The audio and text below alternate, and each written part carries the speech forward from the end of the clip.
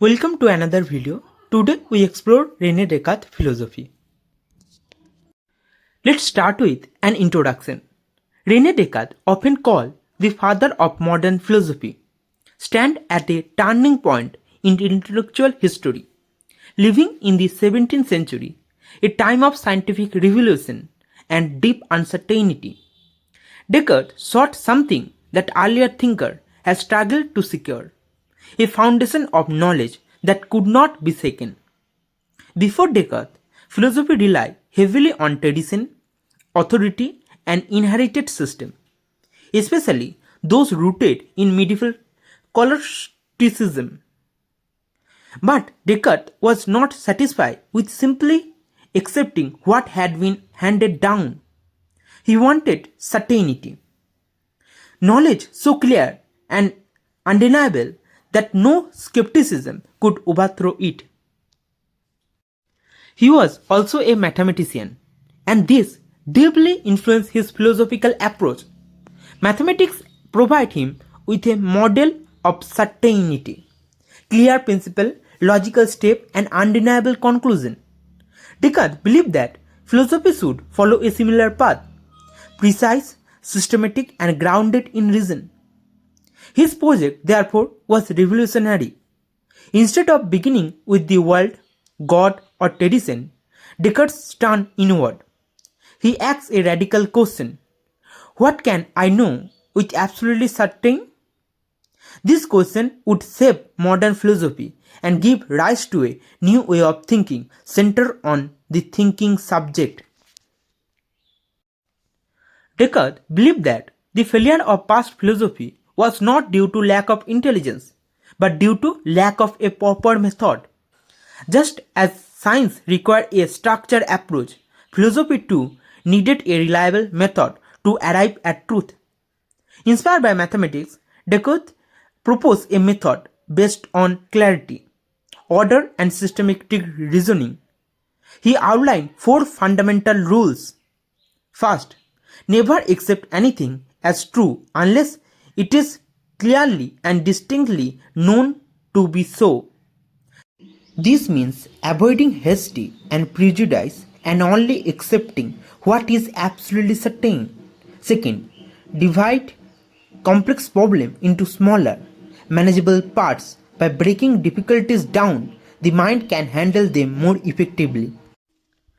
Third, proceed is an orderly way, starting with the simplest ideas and gradually moving to more complex ones. This ensures that knowledge builds step by step without confusion. Fourth, review thoroughly to ensure nothing is omitted. This guarantees completeness and avoid error. This method reflects Descartes' belief that human reason, when properly guided, is capable of discovering truth. It is not enough to think. We must think correctly, following a disciplined process. In this way, Descartes transformed philosophy into something almost scientific. It became a structured search for certainty, guided by rules rather than guesswork. At the heart of Descartes' philosophy lies a crucial question: how do we recognize truth? His answer is both simple and powerful. Truth, for Descartes, is what is perceived clearly and distinctly. A clear idea is one that is present and evident to the mind, like an object seen in bright light. A distinct idea is one that is precise and sharply separated from other ideas, containing no confusion. For example, mathematical truth, such as basic arithmetic or geometry, are clear and distinct.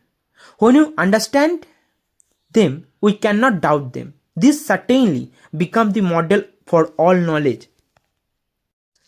But Descartes goes further. He argued that whether we perceive clearly and distinctly must be true.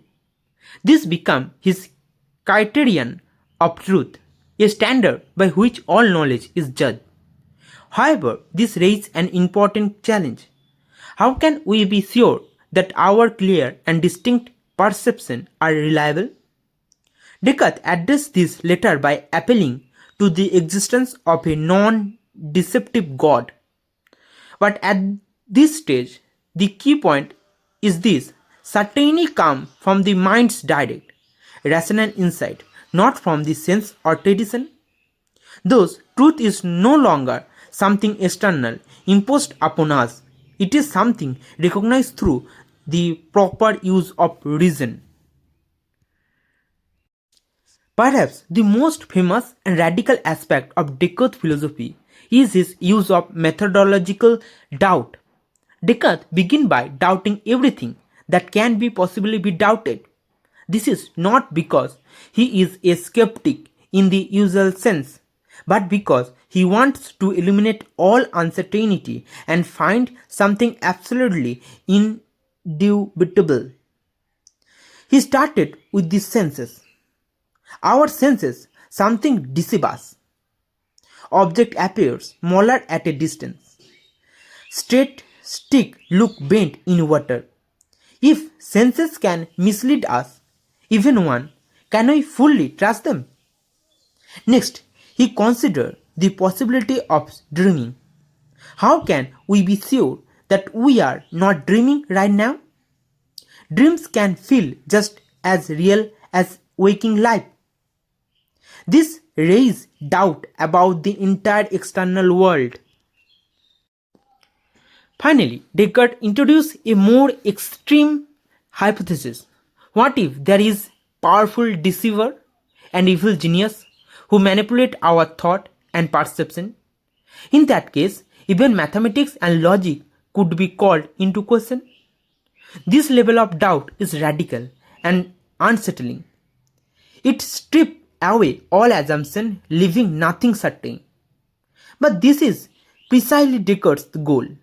By pursuing doubt to its limit, he hoped to discover something that cannot be doubted, something that remained firm even in the face of total skepticism. And in this process, he makes one of the most famous discoveries in philosophy. Even if everything is doubted, the very act of doubting proves that there is a thinking subject. This insight becomes the foundation upon which he will reveal knowledge. After pushing doubt to its absolute limit, Descartes arrived at a moment of profound realization. Even if everything is uncertain, even if the external world is an illusion, even if a powerful deceiver is manipulating his thought, one thing remains undeniable: the very act of thinking.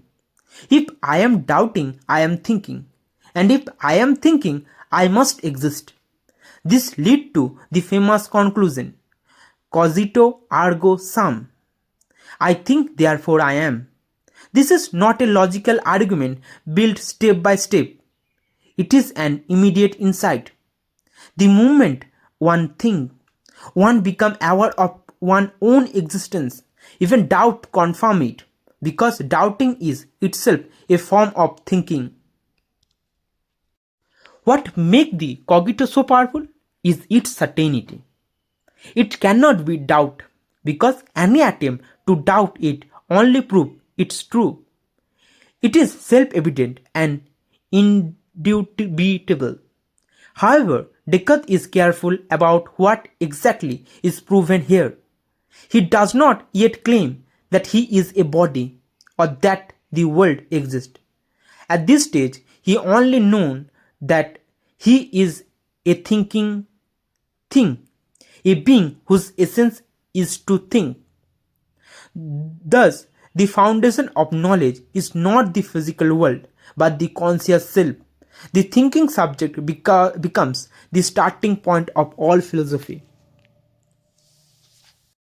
Once Descartes established the certainty of the thinking self, he begins to examine the contents of the mind.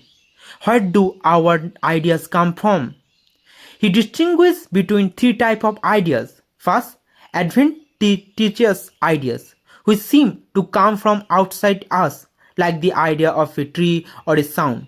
Second, factitious ideas which are invented by the mind like imaginary creature or fictional world. Third, and most importantly, innate ideas. Ideas that are not derived from experience but are present within the mind itself. Descartes argued that certain ideas are innate.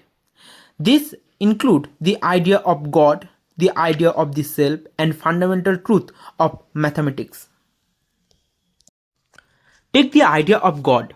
For example, Descartes claimed that the idea of a perfect infinite being cannot come from a finite imperfect human mind.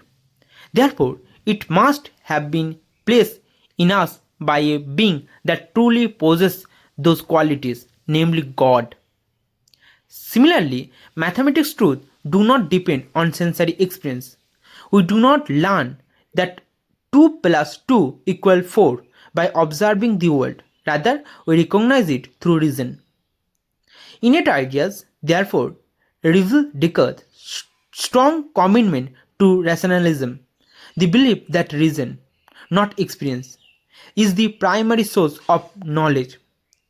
The mind is not a blank slate. It's come equipped with fundamental principles that allow us to understand reality.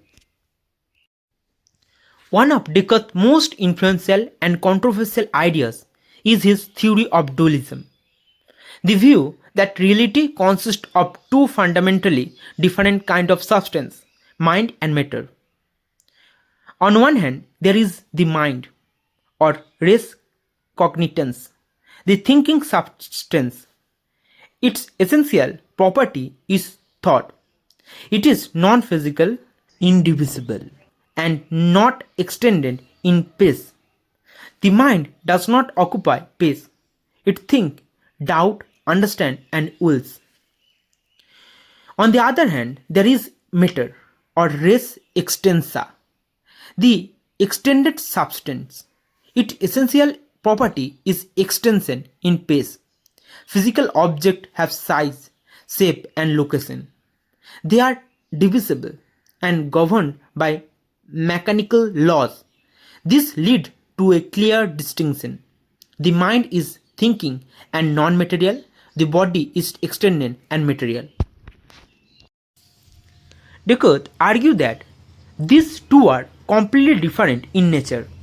You can doubt the existence of your body, but you cannot doubt the existence of your mind as a thinking thing. Therefore, they must be distinct. However, this raises a major problem. If mind and body are so different, how do they interact? Descartes suggests that the interaction occurs in the brain, specifically in the pineal gland, but this explanation remains unclear and has been widely debated. Despite this difficulty, Cartesian dualism had a massive impact.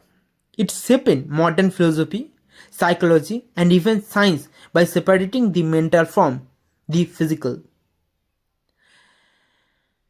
It also introduced a deep question that continues today. Are mind and body truly separate, or are they somehow one? After establishing the certainty of the thinking self, Descartes turned to a crucial task, proving the existence of God. This step is essential because without God, there would be no guarantee that our clear and distinct ideas are truly reliable. Descartes offers multiple arguments for God's existence. The first is the causal argument, based on the idea of causation. Descartes observed that he has within him the idea of a perfect, infinite being, God. But where did this idea come from? He argued that there must be at least as much reality in the cause as in the effect. Since he himself is finite and imperfect, he could not have created the idea of an infinite perfect being. Therefore, this idea must have been caused by a being that truly possesses those qualities, God. The second is a version of the ontological argument.